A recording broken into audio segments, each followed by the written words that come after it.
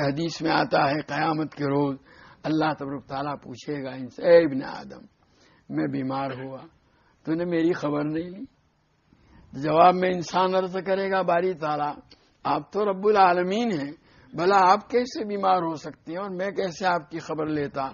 تو جواب میں باری تعالیٰ ارشاد فرمائیں گے تمہیں معلوم نہیں میرا فلانا بندہ بیمار تھا، اگر تم اس کی خبر لیتے تو مجھ کو وہاں پر پاتے۔ دیکھو یہ بیماری بندے کے اوپر آئی، اللہ تعالیٰ کا تعلق اور محبت دیکھیے کہ اللہ تعالیٰ اس بیماری کی نسبت اپنی طرف فرما رہے ہیں کہ میں بیمار ہوا۔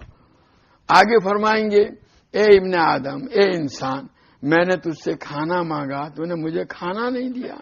جواب میں انسان عرض کرے گا باری تعالیٰ آپ تو رب العالمین ہیں، بھلا آپ کو کیا ضرورت کھانے کی؟ اس پر باری تعالیٰ ارشاد فرمائیں گے میرے فلانے بندے نے کھانا مانگا، تم اگر اس کو کھانا دیتے تو اس کا اجر یہاں پر پاتے۔ پھر باری تعالیٰ فرمائیں گے میں نے تجھ سے پانی طلب کیا تو نے مجھے پانی نہیں دیا۔